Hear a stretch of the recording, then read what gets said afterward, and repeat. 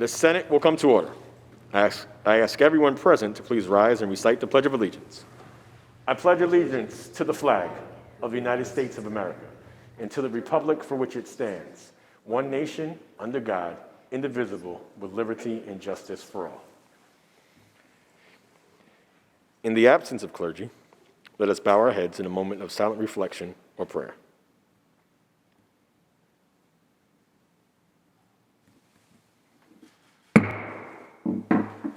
Reading of the Journal. In Senate, Tuesday, February 15, 2022, the Senate met pursuant to adjournment. The Journal of Monday, February 14, 2022 was read and approved. On motion, the Senate adjourned. Without objection, the Journal stands approved as read. Presentation of petitions. Messages from the Assembly. Secretary will read. Senator Salazar moves to discharge from the Committee on Education Assembly Bill number 7981, is substituted for the identical Senate Bill 6744, third reading calendar 70. So ordered. Messages from the Governor. Reports of standing committees. Reports of select committees. Communications and reports from state offices. Motions and resolutions. Senator Gianaris. Please take up the reading of the calendar, Mr. President. Secretary will read. Calendar number 70, Senate Print 546 by Senator Mayer, enactment of the Education Law. Read the last section. Section 2, this act will take effect on the 1st of September. Call the roll. Adabo, Gianaris Kruger, Ort, Stewart-Cousins, White. Announce the results. Ayes 63. The bill is passed. Calendar number 68, Senate Print 912A by Senator Mayer, enactment of the Education Law. Lay the bill aside. Calendar number 69, Senate Print 2114 by Senator Bailey, an act authorizing and directing the Commissioner of Education to conduct a study on the number of children who are caregivers. Read the last section. Section 3, this act will take effect immediately. Call the roll. Adabo, Gianaris Kruger, Ort, Stewart-Cousins, White. Announce the results. Ayes 63. The bill is passed. Calendar number 70, Assembly number 7981 by Assemblymember Reyes, enactment of the Education Law. Read the last section. Section 2, this act will take effect immediately. Call the roll. Adabo, Gianaris Kruger, Ort, Stewart-Cousins, White. Announce the results. Oh, sorry.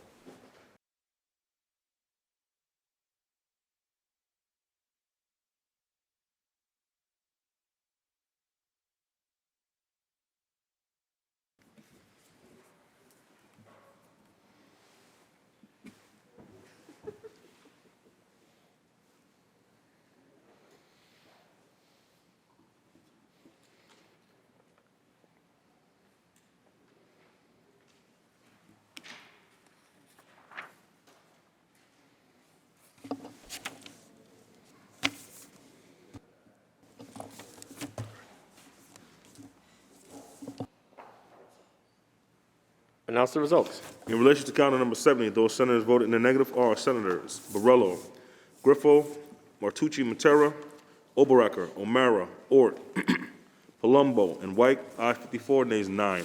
The bill is passed. Calendar number 118, Senate Print 7023 by Senator Mannion, an act directing the Commissioner of Health to conduct a study on the rates of reimbursement made through the New York State Medicaid durable medical equipment. Read the last section. Section 4, this act will take effect immediately. Call the roll. Adabo, Gianaris Kruger, Ort, Stewart-Cousins, White. Announce the results. Ayes 63. The bill is passed. Calendar number 277, Senate Print 2778 by Senator Stavisky, an act to amend the Education Law. Read the last section. Section 4, this act shall take effect immediately. Call the roll. Adabo, Gianaris Kruger, Ort, Stewart-Cousins, White.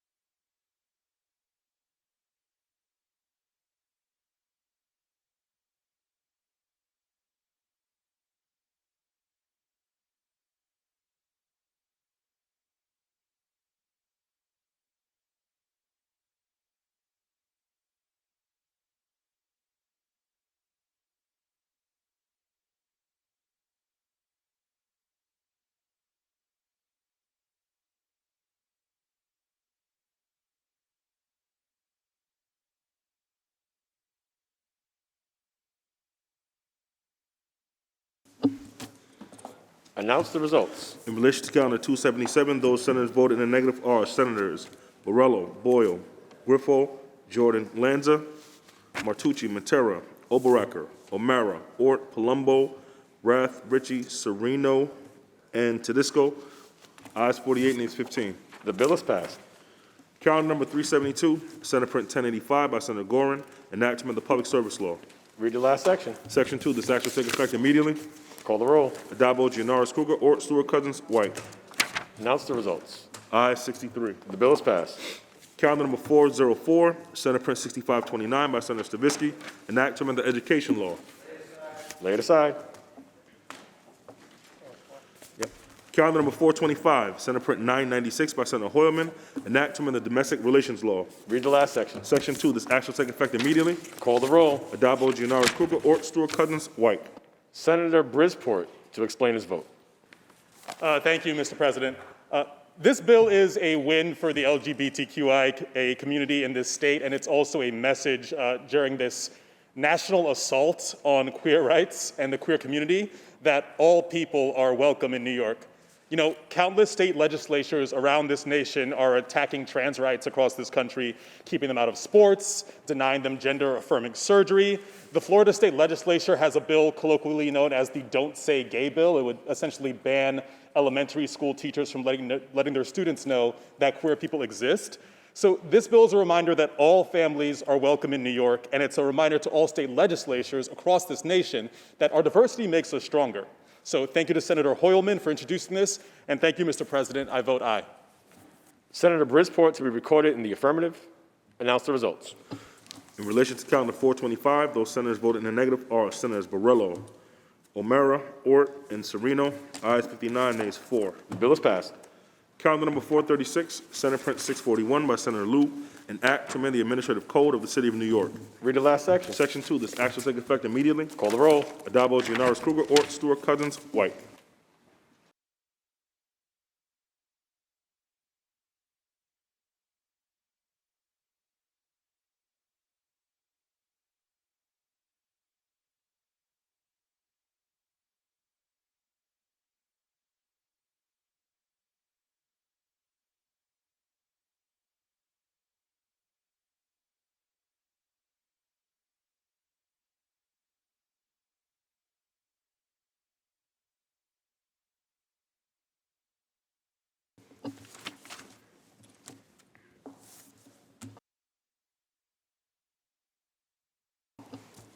Announce the results. In relation to calendar number 436, those senators voted in the negative are Senators Borrello, Boyle, Griffo, Jordan, Lanza, Martucci, Matera, Oberacker, O'Mara, Ort, Palumbo, Rath, Ritchie, Sereno, Tedisco, and White. Ayes 47, nays 16. The bill is passed. Senator Gianaris, that completes the reading of today's calendar. Can we move to the controversial calendar, starting with calendar 404, please? Secretary will ring the bell. Secretary will read. Calendar number 404, Senate Print 6529 by Senator Stavisky, enactment of the Education Law. Senator Lanza, why do you rise? Mr. President, I believe there's an amendment at the desk. I waive the reading of that amendment and ask that Senator Borrello be recognized and heard.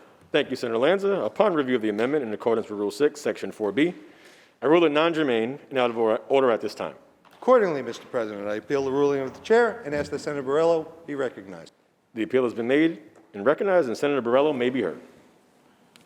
Thank you, Mr. President. Mr. President, I rise to appeal the ruling of the chair. The proposed amendment is germane to the bill at hand because the bill prohibits proprietary schools from intimidating or retaliating against students who file complaints or bring a private right of action against the school.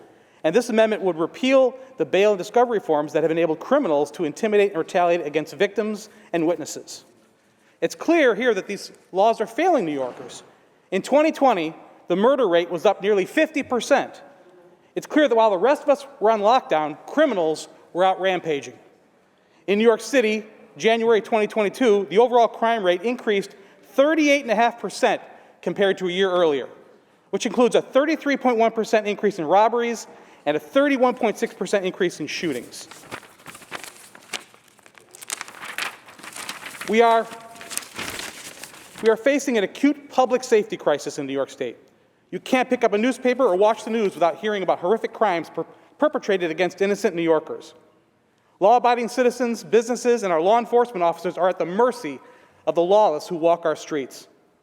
This week's horrific bail reform example was the stabbing death of a young woman, Christina Lee, in Chinatown by a career criminal who had 3 open cases, including assault and possession of stolen property. If that judge had the freedom to use his discretion, it's very likely that suspect would have remained behind bars and Ms. Lee would still be here in New York today, alive.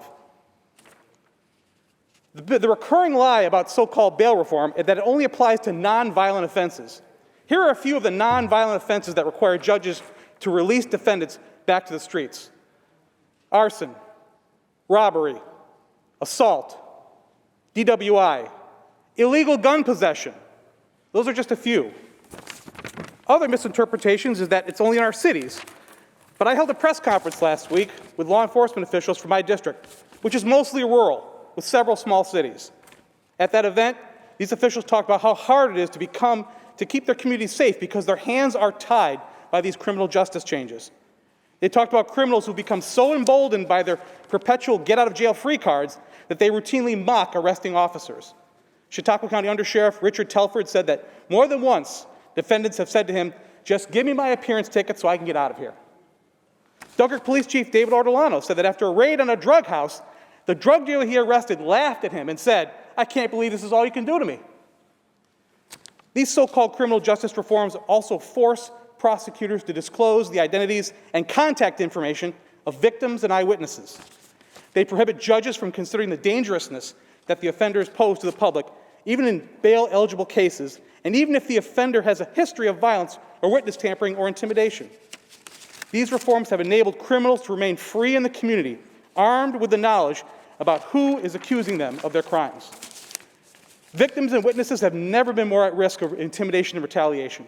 Police and prosecutors can no longer guarantee anonymity to victims and witnesses. This has led to essential witnesses refusing to come forward and cooperate with law enforcement. This impacts the abilities of DAs to successfully prosecute those who continue to commit serious crimes and put New Yorkers in danger. We can see the dangerous impacts that these reforms have made on our state with this out-of-control crime wave continues. The question that I put to my colleagues is, when do we put public safety over politics? What do we do to stop harming our communities in an effort to appease radical special interests? The number one job of those of us in the chamber is to keep New Yorkers safe. We are failing at that mission, and we must repeal these laws. For that reason, Mr. President, I strongly urge you to reconsider your ruling. Thank you, Senator Borrello. I want to remind the House that the vote is on the procedures of the House and the ruling of the chair. Those in favor of overruling the chair signify by saying aye. Hands. We've agreed to waive the showing of hands, Mr. President, and record each member of the minority in the affirmative. Without objection, so ordered. Announce the results. Ayes 20. The ruling of the chair stands and the bill in chief is before the House.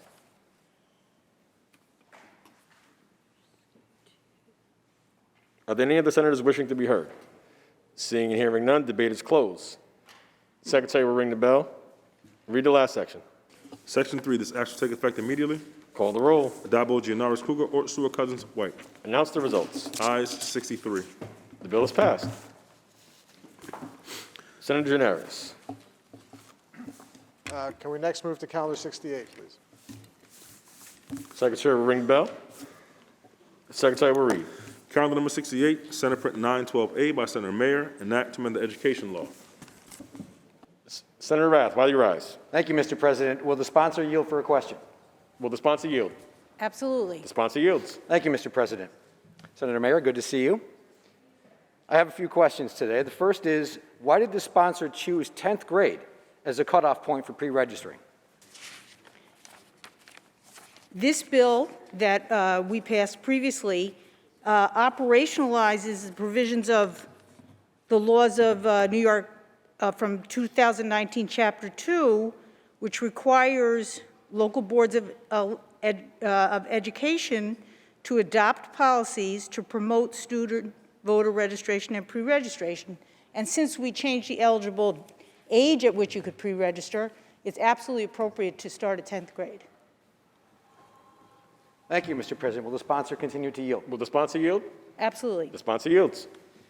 Are there any restrictions or controls that prevent and/or ensure that students are not unduly influenced when filling out these forms?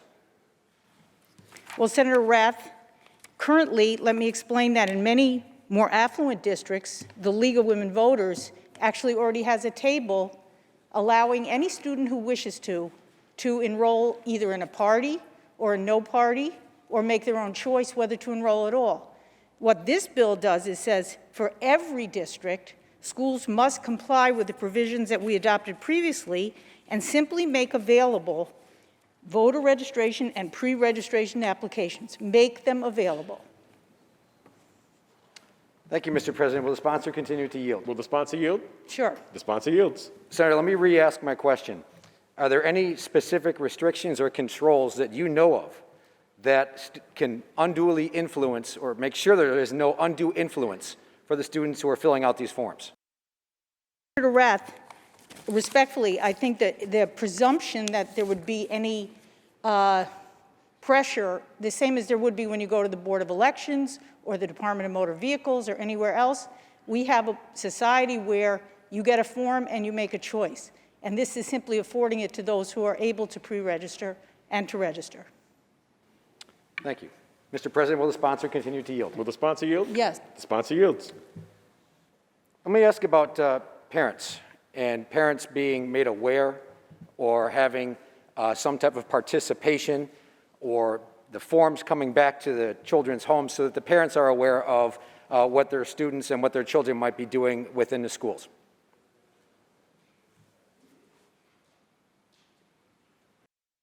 We adopted a law already that allows a form to say, are you at least 16 years of age and understand that you must be 18 years of age on or before Election Day to vote, and that until you will be 18 years of age at the time of such election, your registration will be marked pending and you will be unable to cast a ballot in any election. So we specifically allowed 16-year-olds to pre-register. This simply operationalizes that, does not require parental approval for a 16-year-old to fill out the form. Mr. President, will the sponsor continue to yield? Will the sponsor yield? Yes. The sponsor yields. Thank you. Would a teacher and/or other school employee be allowed to advise students as to where political parties stand or how they should register?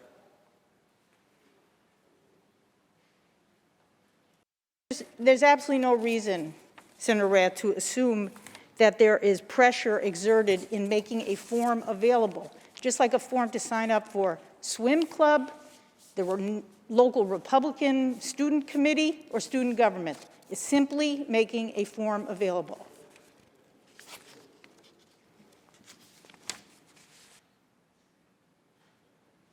President, will the sponsor continue to yield? Will the sponsor yield? Yes. The sponsor yields. Next, I want to get into the confirmation process. I'm not sure I received the full answer the last time around, but I'll ask this question now. Is there any confirmation that students and parents will receive that the forms have been completed and properly submitted? The parent part is not required under the laws that are previously adopted. A 16-year-old can pre-register without parental notification and consent. So I'm not sure why your question is asking about parents. This is for 16-year-olds to pre-register or 17-year-olds and 18-year-olds to register. Mr. President, will the sponsor continue to yield? Will the sponsor yield? Yes. The sponsor yields. With all due respect, if there are school administrators that are involved in this process, parents ought to be involved in this process just as much. But I'll go on to my next question. Is not eligible to vote, such as they're not 18 years of age on Election Day, would a pre-registered student still receive information leading up to the Election Day? This bill before us that we're voting on has nothing to do with the election information prior to Election Day. This is simply giving you the form, 16, 17, 18, you fill it out, it gets back to the Board of Election. If the Board of Election does or doesn't give you information, that's up to the board. There's nothing in this bill requiring information regarding an upcoming election. Mr. President, will the sponsor continue to yield? Will the sponsor continue to yield? Yes. The sponsor yields.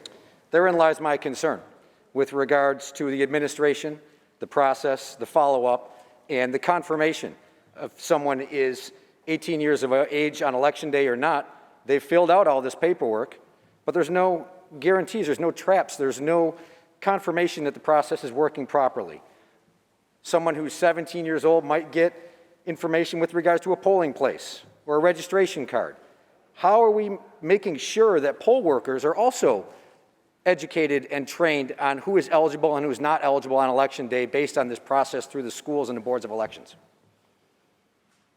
Again, let me clarify, Senator Rath. One, it appears to me you have a problem with the laws we passed previously. I don't know how you voted on those, but that law allows this registration to take place without parental or supervisory input. This says to a 16 or 17-year-old, you can fill out the form, and when you're ready to vote, then you won't be pending, but for now you're pending. That's what that law did. This bill before us simply says we're going to make it appropriate, we're going to operationalize the provisions we already adopted, which said that local boards of education are required to adopt policies to promote student voter registration and pre-registration. You may disagree with it, but that is the law that is behind the impetus for this bill before us.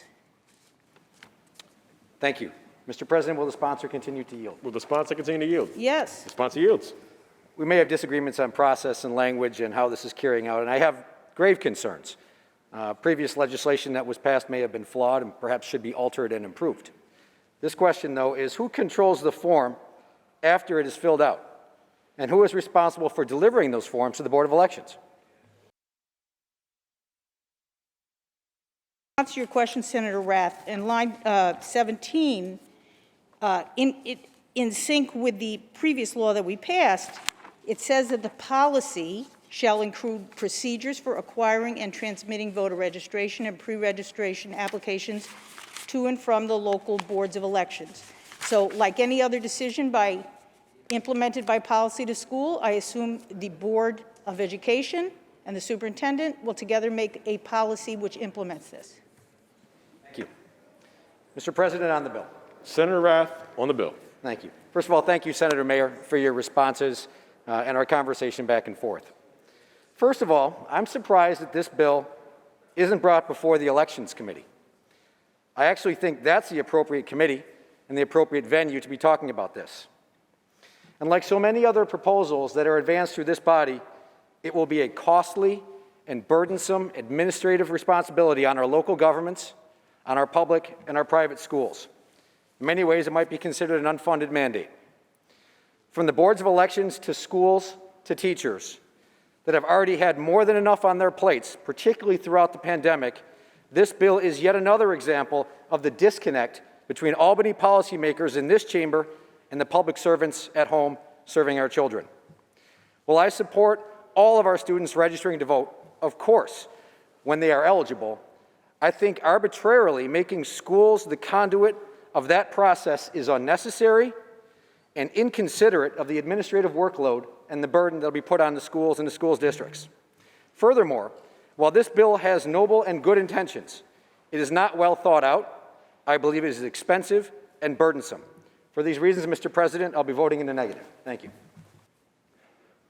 Are there any other senators wishing to be heard? Seeing and hearing none, debate is closed. Secretary will ring the bell. Read the last section. Section 2, this action take effect on the 1st of July. Call the roll. Dabo, Giannaris Kruger, Ort, Stewart, Cousins, White. Senator Mayer to explain her vote. Thank you, Mr. President. I'm glad I have the opportunity to talk about this bill. I actually feel quite strongly and passionately about the need for all of us as elected officials to ensure that the next generation of New Yorkers, one, knows that they have the right to vote, two, becomes educated about our civic process and our incredible democracy that gives this right to vote, and secondly, consistent with the laws that we passed proudly in 2019, allowing pre-registration by those under 18, implements this in every school. And let me just make the point that I made during the debate. If you go to the more affluent schools in my district, and I suspect elsewhere in the state, there's frequently a League of Women Voters, volunteer, largely women, usually highly educated, and they have a table in that school for 16, 17, and 18-year-olds, and more power to them. When I got to be a senator and I had some of these districts, I went and saw that and I said, isn't that the terrific? The students in my more affluent districts know about how to register. And then I went to the schools that I traditionally represent in the city of Yonkers, where there is no League of Women Voters in the school. And why shouldn't those students have the same opportunity and be encouraged and say, oh, this is how you do it. It's easy. Just fill out the form. You can decide whether you want to be in any party or no party. You can decide you don't want to vote. But here is your sacred right that you have the ability to participate in this democracy. And isn't that great that we are talking about it to you when you can pre-register? Because we made that important change, we are now implementing it. This is an important bill to bring democracy alive and keep it well with the next generation. I proudly vote yes. Senator Mayer to be recorded in the affirmative. Announce the results. In relation to calendar number 68, those senators voted in the negative are Senators Akshar, Borrello, Boyle, Griffo, Jordan, Lanza, Martucci, Matera, Oberacker, O'Mara, Ort, Palumbo, Rath, Ritchie, Sereno, Steck, Tedisco, and White. Ayes 45, nays 18. The bill is passed.